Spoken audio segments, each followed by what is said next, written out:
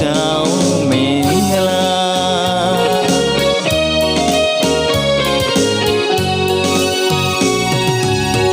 သမိန်ထောရွာအမည်တမိုင်းအထောက်ထားရဖို့ရွှေနွေကစားခဲ့သည်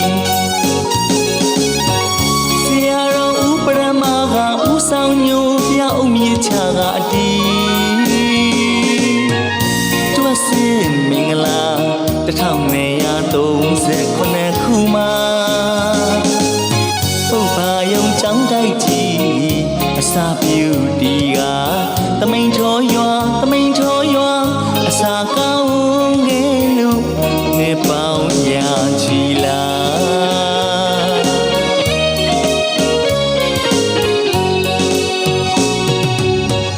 ရွာတီကျောင်းတီသမိုင်းစင်ဆက်ဆက်တီရှိခဲ့ပြီ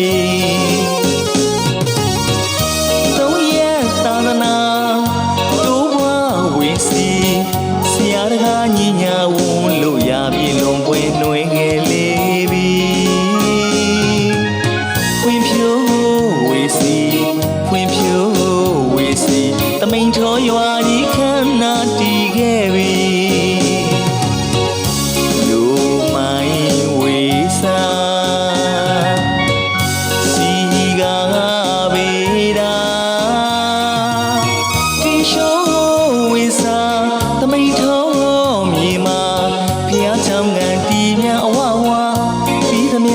ပြည်စုံကြီးညိုဝဲအဖုံဖုံရှိန်တွင်စေကထိန်လင်းနေတာ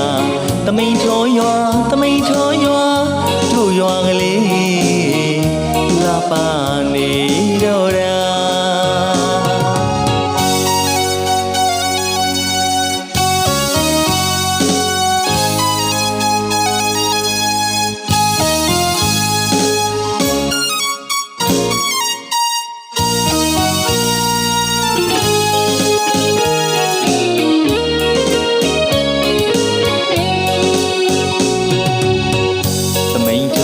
ရွာမည်တမိုင်းအထောက်ထားရဖို့ရွှေနွေကစားခဲ့သည်ဆရာတော်ဥပရမကဥဆောင်ညိုပြအုံမြေချကအတီးတွတ်စင်မင်္ဂလာ1939ခုမှာပုပ္ပါယုံကျောင်းတိုက်ကြီးစာပြုတီကသမိန်ထောရွာအစာကောင်းကဲလို့နေပေါင်းရာချီလာ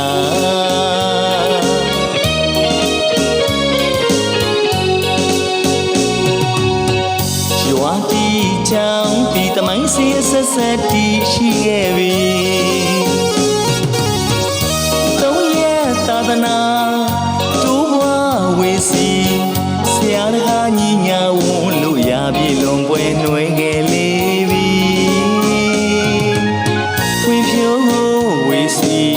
ဖွင့်ဖြိုးဝေစီတမိန်ထောရွာကြီးခမ်းနာတည်ခဲ့ပြီလူမိုင်းဝေစာစီကားဘေးတာတီရှိုးဝေစာတမိန်ထောမြေမှာဖျားကြောင်ကန်တီးပြန်ဝဝ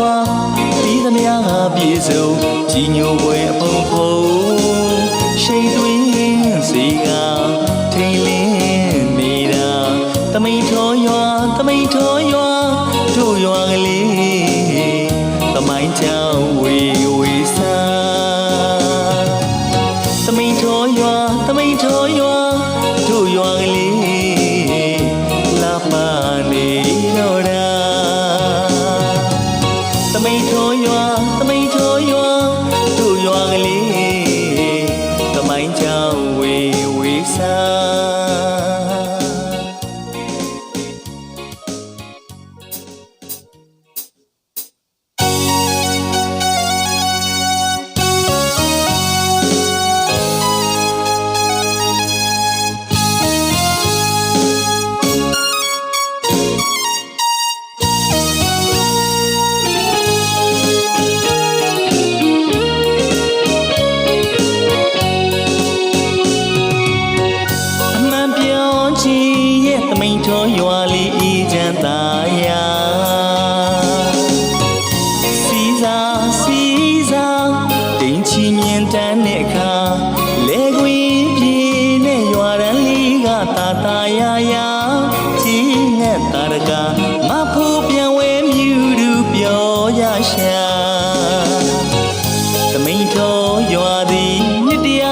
စေတိုင်ခဲ့လေပြီ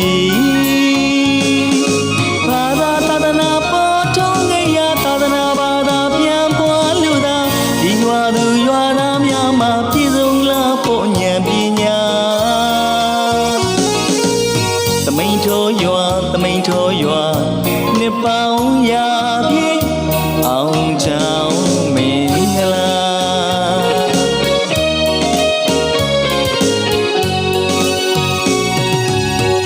သမိန်ထိုးရွာအမည်သမိုင်းအထောက်ထားရဖို့ရွှေနွေကစားခဲ့သည်ဆရာတော်ဦးပရမကဦးဆောင်ညိုပြအုံမြေချကအတီးမင်္ဂလာ1939ခုမှာပုပ္ပါယုံကျောင်းတိုက်ကြီးအစာပြုတီကသမိန်ထောရွာအစာကောင်းငယ်လို့နေပေါင်းရာချီလာ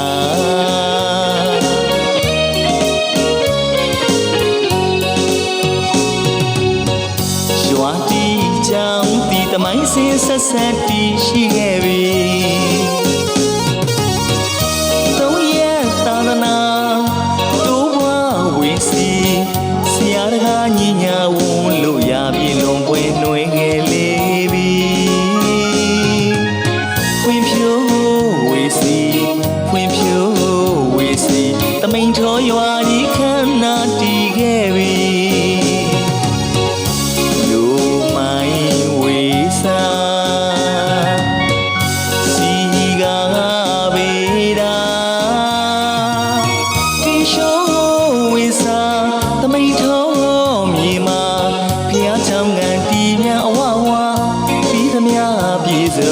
ကြီးညိုဝဲအဖုံဖုံ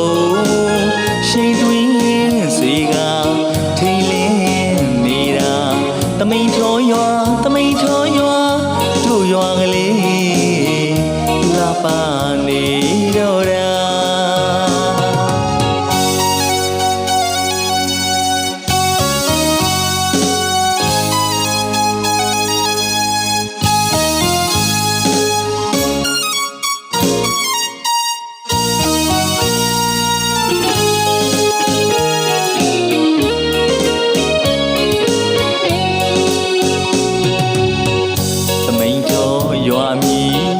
သမိုင်းအထောက်ထားရဖို့ရွှေနွေကစားခဲ့သည်ဆရာတော်ဦးပရမကဦးဆောင်ညိုပြအုံမြေချကအတီးတွက်စင်မင်္ဂလာ1939ခုမှာပုပ္ပါယုံကျောင်းတိုက်ကြီးစာပြုတီကသမိန်ထောရွာအစာကောင်းကဲလို့နှစ်ပေါင်းရာချီလာ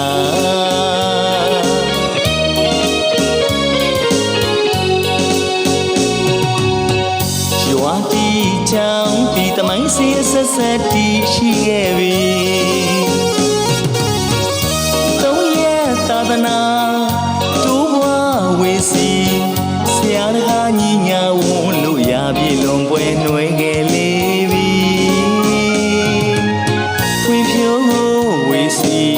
ဖွင့်ဖြိုးဝေစီသမိန်ထောရွာကြီးခမ်းနားတည်ခဲ့ပြီမြို့မိုင်းဝေစာစီကားဘေးရာတီရှိုးဝေစာသမိန်ထောမြေမှာဖျားကြောင်ငံတီပြန်ဝဝပြီးသမျှပြေဆုံးကြီးညိုပွဲအဖုံဖုံရှိန်တွင်စေကထိန်လင်းနေတာသမိန်ထောရွာတို့ရွာကလေးသမိုင်းချောင်းဝေစာသမိန်ထောရွာတို့ရွာကလေးလာပါနေတော့တာသမိန်ထောရွာတို့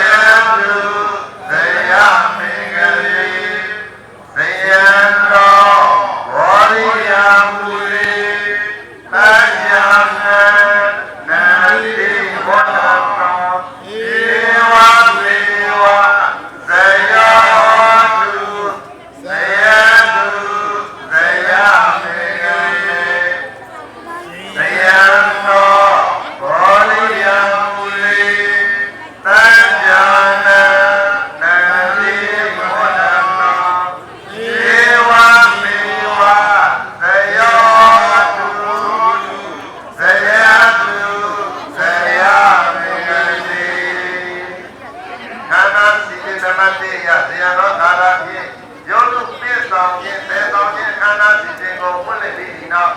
ခန္ဓာစီစဉ်နမတေယရွာတိကျောင်းတိပြည့်50ပြည့်ကိုဥဆောင်ကျင်းပတော်မူသောဘောဝါယုကျောင်းဆရာတော်ဘုရားမှယောလူများဆိုင်ပြခြင်းရည်ရွယ်ချက်ကိုပြောကြားခြင်းဖြစ်ပါလေဗျာတတိတိုင်းတိုင်းတော်မှာအပေါင်းတို့ဟာပြောကြားပေးပါရဲ့ခြေတော်ဆုံး၌ရိုးသေးစွာတယောက်သားပါလိမ့်ဗျာဘာလို့ပဲကြောက်လာကြတယ်ရာတော်တော်ရှင်သူများများနဲ့ဒီဝါတော်ဟောပါဒီဝါမှာသုံးတာပါပဲဒီနေ့ကကျွန်တော်ကြွားရည်မင်္ဂလာရှိတဲ့ဒီတည်းဖြစ်ပါလေအားကြောင့်ဆိုတော့ဒီညတာစတာဝေကိုရအတိုင်းဒီတစ်ပါးရဲ့ဒီစည်းကိုဒီတရားဒီရဲ့အတိုင်းကြံပြီးတော့စိုက်ကြရဒါကတော့ကောင်းပြီရဲ့အလုပ်ဖြစ်ပါလေအားကြောင့်ဒီလိုရဲ့ဒီပါကြီးဒီလိုရဲ့သာသာမှာရေကြံပြီးကြည်ရခဲ့နောင်လေးကြည်ရစီပုဂ္ဂိုလ်ကြီးဖြစ်တဲ့သမတော်ကောင်းတဲ့ရွာရဲ့အာဓိကံကအစာအုပ်ပုဂ္ဂိုလ်ကြီးဒီကြတဲ့ဆရာတော်ဗဒ္ဒနာတော်မှာအာဓိနဲ့ဘာဝှဆွေတို့ကကမန်းစွာနဲ့ဒီကျေးရွာကြီးကောင်းတဲ့ကြီးရာဒီတာနာတော်ကြီးကိုစီစဉ်ကြွားခက်ခဲဒီသာဒီကြရပါလေဒီနေတဲ့ဒီဝါဒီဌာနတွေမှာဆရာတော်ဘုရားမတဲ့ဘာဖို့ရွှေတွေလို့နှုတ်ဒီဒီဝါဒီနေတော်စစ်စစ်ဟိုဒီရဲ့တောင်တန်းကနေပြီးတော့ဒီသားစုတွေပေါ်ဆောင်ပြီးတော့ဒီဝါဒီအခါကြီးရပါတယ်ဒီလိုဒီအရာကိုပြန်ကြည့်လိုက်ဆိုရင်ရှိတော်ဘိုးဘာလေညောပြီးမှာပါကြီးရွာဒီအောင်ရဲ့ဒီဆောင်တဲ့ဘိုးဦးနဲ့နေနာကာလာကကြီးရွာဒီမှာမီလာနာဓာရီနဲ့စမြစ်ပြဒီဆောင်တဲ့အဲ့လိုဆောင်တဲ့ကြီးရွာဒီကိုဦးစင်းတို့ရဲ့လက်ထက်မှာဟောင်းလာကြီးရွာရဲ့အာဒီကံကြောင့်ဒီဘုံမူတွေဒီစင်ရတဲ့ပုဂ္ဂိုလ်တွေနောက်လာတာအမြဲတမ်းမိုက်ရနေစေလို့ကိုကြီးရွာရဲ့ဒုက္ခတိတွေကိုလည်းပဲသိနေလို့ဇာတိပုံမရဘုံမာနဆိုတဲ့အတိုင်းကိုကြီးရဲ့ကိုယ်ကဒုက္ခနာရဲ့အကြောင်းကိုလည်းသိနေဒီခိုက်ဒီခါအောင်လည်းသိကြရမှာပါပဲအဲ့လိုဒီတွေ့ကြယနေ့ချိန်ကာလမှာဦးဇင်းတို့လက်တွေရောက်လာတဲ့ချိန်ကာလမှာဦးဇင်းတို့မိနာမှာဦးစီ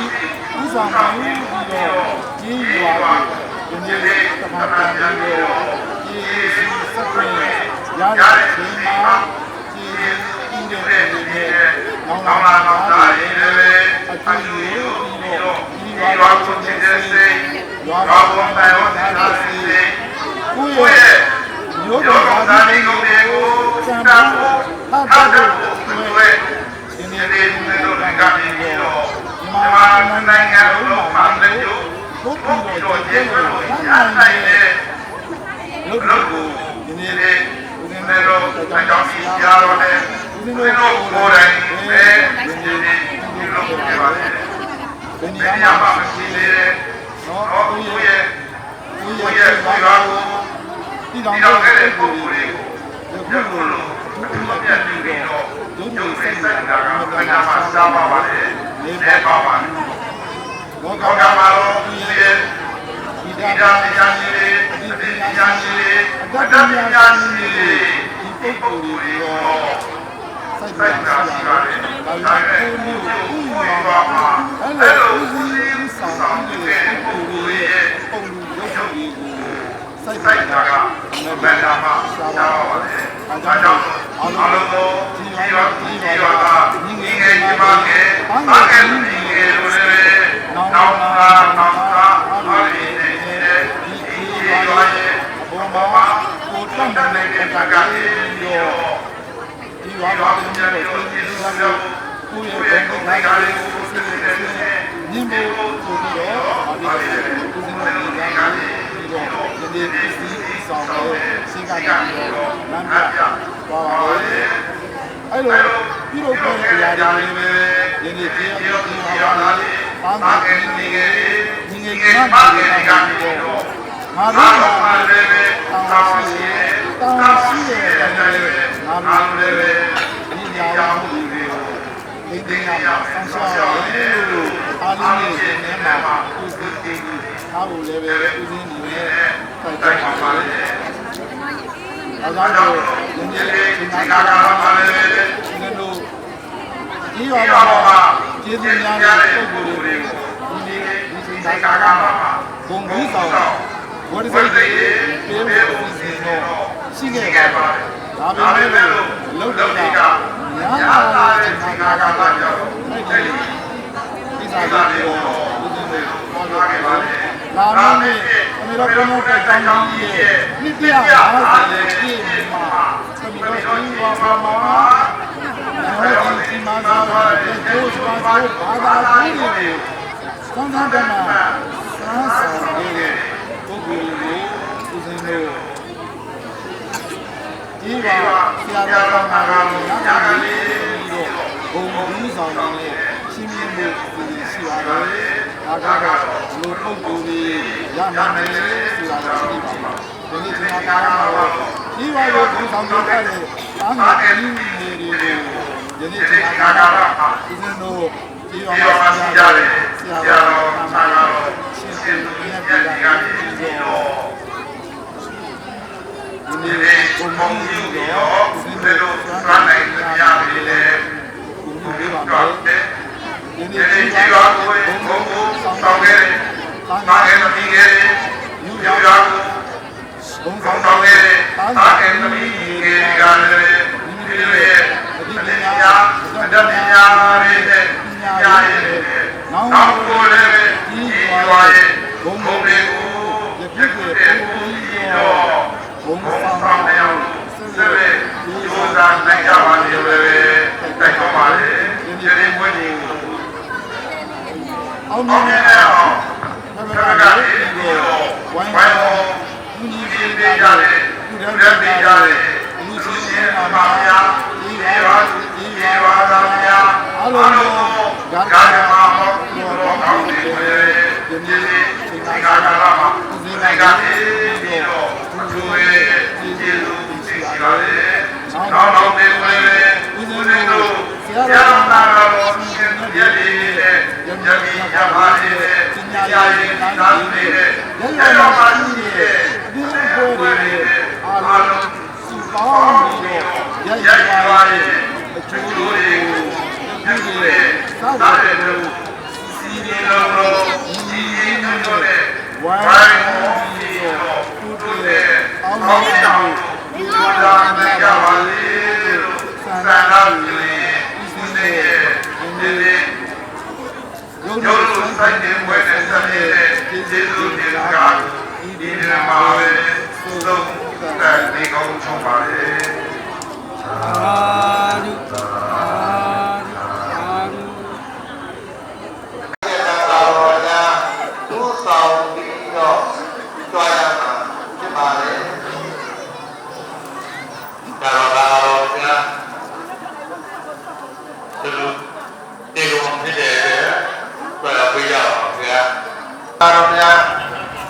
အားလုံးကြာနေနောက်ကနေပြီးတော့လိုက်ပါပြီပါ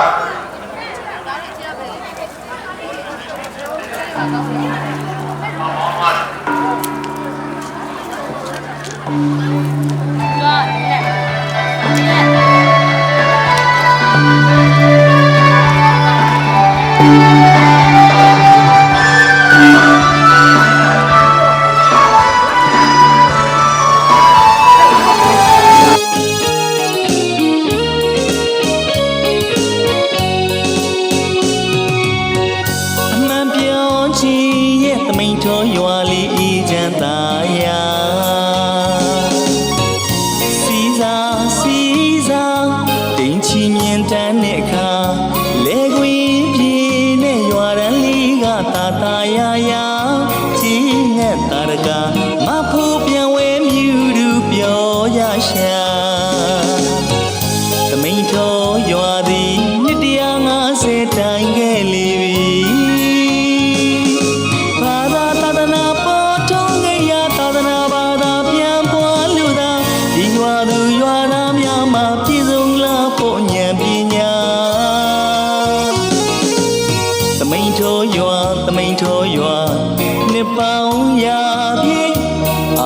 ကြောင်းမင်္ဂလာ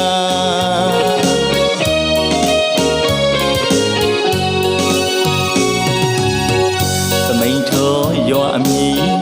တမိုင်းအထောက်ထားရဖို့ရွှေနွေကစားခဲ့သည်ဆရာတော်ဥပရမကဥဆောင်ညိုပြအုံမြေချကအတီးတွတ်စင်မင်္ဂလာ1939ခုမှာပုပ္ပါယုံကျောင်းတိုက်ကြီးအစာပြုတီကသမိန်ထောရွာအစာကောင်းငယ်လို့နေပေါင်းရာချီလာ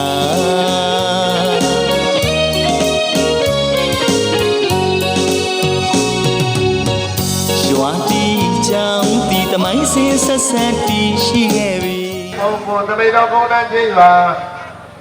ကြီးကိုစတင်ပြီးတော့တည်ထောင်ခဲ့သောရွာတီအာရိကတိကသာသနာပြုပုဂ္ဂိုလ်ကြီးဖြစ်သောအဘဘိုးရှင်ငယ်ရိပ်ပုံကိုရွာရဲ့ဥပဒကများနဲ့ဘင်္ဂယာအဖွဲ့မှ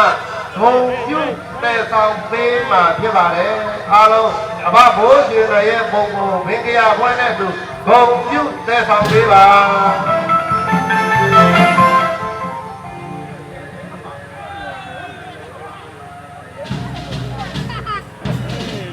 ဒါတော့သမင်တော်ဘုရားကြီးကိုတတိစတယ်လို့ရွာတည်ခဲ့တဲ့ဥပါဒကကြီးဒီနေ့တော့ပါဘာဘိုးရှင်တွေလည်းဖြစ်ပါတယ်ခင်ဗျာဒီနေ့တော့ပါအနန္တသာသနာတော်နမလေးကြီးကြီးပါသူကြီးပါသားများကြီးလေးကြောက်ပါမင်းတို့ကြီးတာကြာအရှိအဖြစ်နောက်လာတော့မှကြီးပါသူကြီးပါသားများဒီထဲမှာအမြဲတမ်းအမတ်ရစေဖို့အတွက်ဆရာတော်ဘုရားများဥဆောင်ကဆောက်ရပြုလို့ချင်းဖြစ်ပါတယ်ခင်ဗျာကြီးလေးပဲကြောက်ပါနည်းနည်းပြန်လေးတယ်ဟောင်းဝေဒရိယပတ်စားနေတယ်ဘုရားအတွက်ကျွန်တော်တို့ရုပ်ထုအားကြီးလေးကြောက်ပါတိုက်တော့ပြောရဖြစ်ပါတယ်ရုပ်ရောက်တာ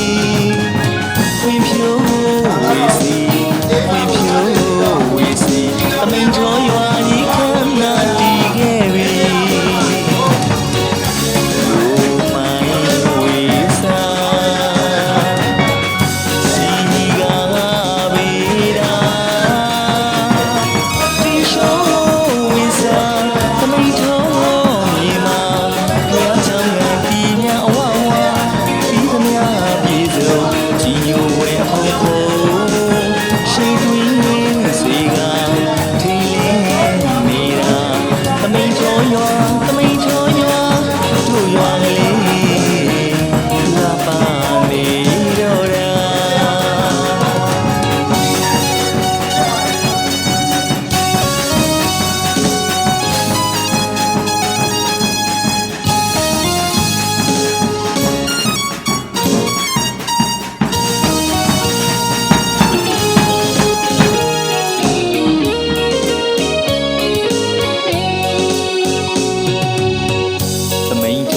ရွာမီ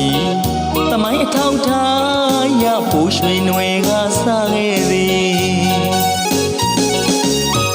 ဆရာတော်ဦးပရမကဦးဆောင်ညိုပြအုံမြေချကအတီတွတ်စင်မင်္ဂလာ1939ခုမှာပုပ္ပါယုံချောင်းတိုက်ကြီးစပြူတီကသမိန်ထောရွာသမိန်ထောရွာအစာကောင်းကဲလို့နှစ်ပေါင်းရာချီလာ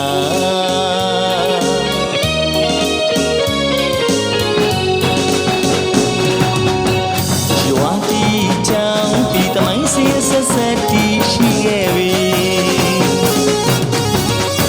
သုံးရဲ့သာသနာတိုးပွားဝေစီဆရာညီညာဝုံလို့ရပြီလုံးပွဲနွယ်ငယ်လေးပြီဖွင့်ဖြိုးဝေစီဖွင့်ဖြိုးဝေစီသမိန်ထောရွာကြီးခန္ဓာတည်ခဲ့ပြီမြို့မိုင်းဝေစာစီကဘေးရာဒီရှိုးဝေစာသမိန်ထောမြေမှာဘုရားဆောင်ရန်ဒီမြဝဝဒီသမျှသာပြေဆုံးကြီးညိုပွဲအုံပုံရှိန်တွင်စီကထင်းလင်းနေတာသမိန်ထောရွာသမိန်ထောရွာတို့ရွာကလေးသမိုင်းကြောင်ဝေဝေစာသမိန်ထောရွာသမိန်ထောရွာတို့ရွာကလေးလာပါနေတော့တာသမိန်ထောရွာသမိန်ထောရွာတို့ရွာကလေးသမိုင်းကြောင်ဝေဝေစာ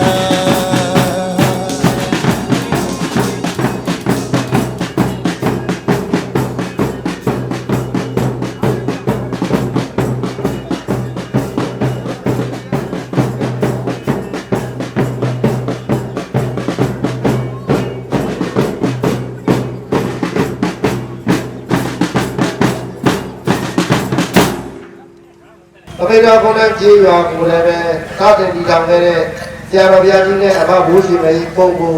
စိုက်ထူနိုင်ခဲ့သလိုသာပေရေးရတဲ့ပတ်သက်လို့ဒုတိယမြောက်စုအကျင့်တရနေ့ကဆယ်လာ17လပိုင်းတရနေ့ကဦးဇင်းတို့ရဲ့သမိတ်တော်ရွာကစစ်စစ်စာရေးဆရာကြီးဇင်မဲသမိတ်တော်ကအမျိုးသားတသက်တာစာပေစုကိုရရှိခဲ့တာဖြစ်ပါတယ်အဲ့ဒီနေ့မှာပဲဦးဇင်းတို့ဒီနာတမှာတွေ့ရတာကဒီဘင်္ဂယာတိဝိုင်းအဖွဲ့ဒါပဲသမီးငယ်များမှာဦးဇင်းတို့ရွာရဲ့ဂုံဆောင်တရားတွေတိုင်းမှာပရမရရှိခဲ့တယ်လို့လည်းဦးဇင်းတို့တွေ့ရပါ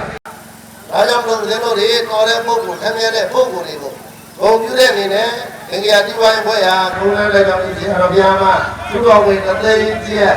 ဘုရားရဲ့ကြောင့်ဆရာတော်ဘုရားမှာသူတော်ဝေတသိန်းကျက်ဒီနေ့မင်္ဂလာအဲ့ဒီကြောင့်ဆရာတော်ဘုရားမှာဘုံပြုသူတော်ဝေတသိန်းကျက်ဒီနေ့မင်္ဂလာကပ္ပရကျောင်းမှာဘုံပြုသူတော်ဝေတသိန်းကျက်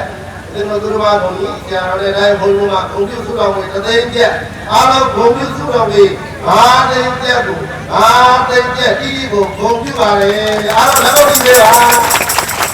ဆရာတော်သမားမှာဘုံပြုဝေကျင့်နေပါဗျာဒါကြီးပါရဲ့ဘုံတော်ဘုံများဖြစ်ပါဒီရပို့ပြီးတော့ဂုံဆောင်နေကြပါစေ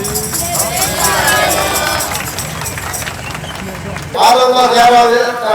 များနဲ့အဒီတိုင်းကတိုင်းကမှာဘုန်းတော်ကဤသမိတ်တော်ဘုန်းတော်ကြီးရာကြီးနေပေါင်း9000မက1500မကရှိပါစေလို့သိရတဲ့ဘုရားသာသနာကြည့်တယ်လေတဲ့3ချိန်ရွတ်ဆိုပြီးသမိတ်တော်ဘုန်းတော်ကြီးပါသာသနာတည်စေဖို့အရေးနဲ့ဆုတောင်းကြပါစို့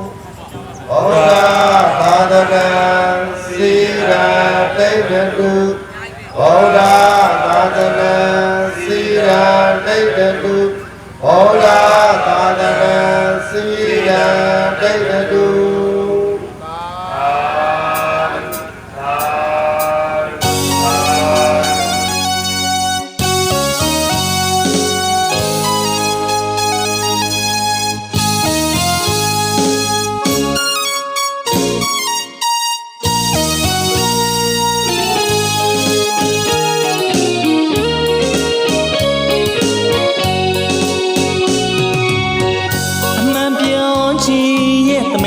ရွာလေးအေးချမ်းသာယာ